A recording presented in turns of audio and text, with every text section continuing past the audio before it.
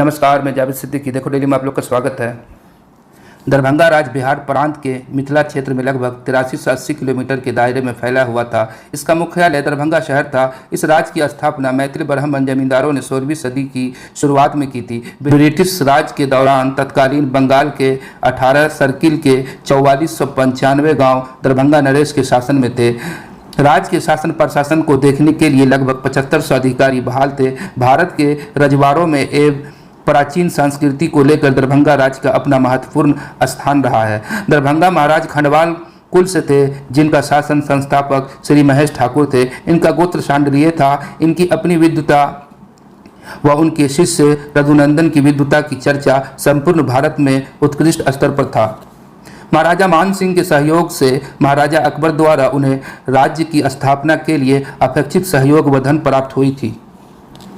उनकी भूमि की सीमा जो समय के साथ संक्रामक विविध नहीं थी और उनके स्वामित्व खंडवाल राजवंश भारत में कई ब्राह्मण राजवंशों में से एक था, जिसने 1960 के दशक तक मुगल सम्राट अकबर के समय से मिथिला तिरहुत क्षेत्र में शासन किया था। इन्हें दरभंगा राज्य के नाम से जाना जाने लगा। उनता की स्थिति में था। तुगलक ने बिहार पर नियंत्रण कर लिया था और तुगलक साम्राज्य के अंत से लेकर 1526 में मुगल साम्राज्य की स्थापना तक क्षेत्र में अराजकता और अराजकता थी। का क्षेत्र उस क्षेत्र की तुलना में छोटा था, जिसे उन्हें सुव्यवस्था व्यवस्था के तहत प्रदान किया गया था। एक विशेष रूप से महत्वपूर्ण कमी तब हुई जब ब्रिटिश राज के प्रभाव के कारण वे उन क्षेत्रों पर नियंत्रण खो बैठे जो नेपाल में थे, लेकिन फिर भी उनकी पकड़ काफ़ी थी। एक अनुमान से पता चलता है कि जब उनका शासन समाप्त हुआ तो लगभग 4500 गांवों के साथ प्रदेशों में लगभग 6200 वर्ग किलोमीटर 2400 वर्ग मील शामिल थे।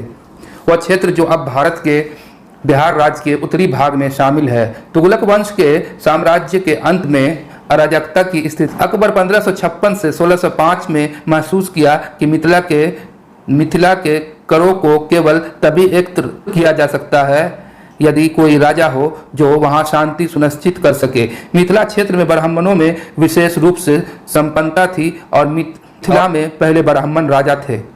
अकबर ने ओहिनवार वंश के राज पंडित चंद्रपति ठाकुर को दिल्ली बुलाया और उनसे अपने एक बेटे का नाम रखने को कहा, जिसे मिथिला में उसकी जमीनों के लिए कार्यवाहक और कर संघर्षकर्ता बनाया जा सके। चंद्रपति ठाकुर ने अपने मध्य पुत्र का नाम महेश ठाकुर रखा और अकबर ने 1577 ईस्वी में रामनवमी के दिन महेश ठाकुर को मिथिला का कार्यवाहक घोषित किया।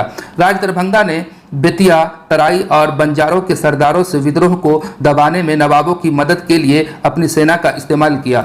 महेश ठाकुर के परिवार और सजों ने धीरे धीरे सामाजिक, कृषि और राजनीतिक मामलों में अपनी शक्ति को मजबूत किया और उन्हें मधुबनी के राजा के रूप में माना जाने लगा। दरभंगा 1762 से राज दरभंगा परिवार की शक्ति की गढ़ बन गया।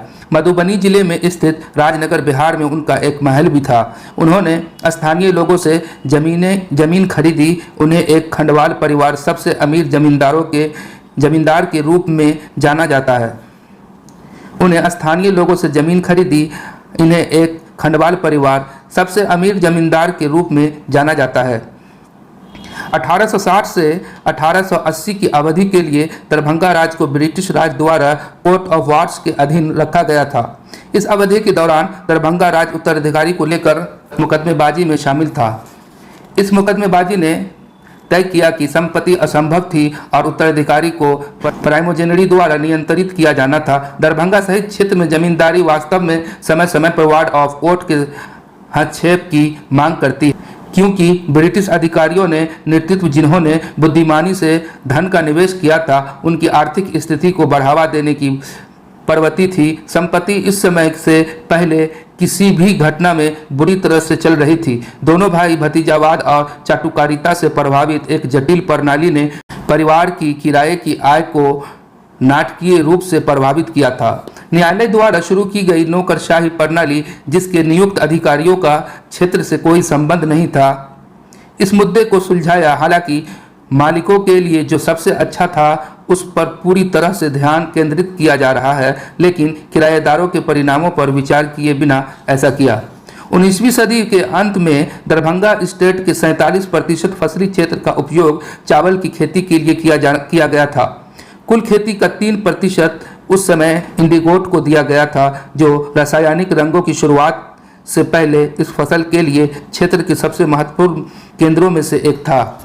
1947 में ब्रिटिश शासन से भारत की स्वतंत्रता के बाद भारत सरकार ने कई भूमि सुधार कार्यों की शुरुआत की और जमींदारी व्यवस्था को समाप्त कर दिया गया।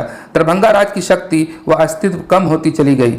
राज दरभंगा के अंतिम शासक महाराजा बहादुर सर श्री कामेश्वर सिंह थे। 1962 ईस्वी में एक उत्तराधिकारी का नाम लिए बिना उनका निधन हो गया। आई होप कि अगर वीडियो अच्छा लगा हो तो प्लीज़ मेरे चैनल को सब्सक्राइब कीजिए, लाइक कीजिए, कमेंट कीजिए। धन्यवाद।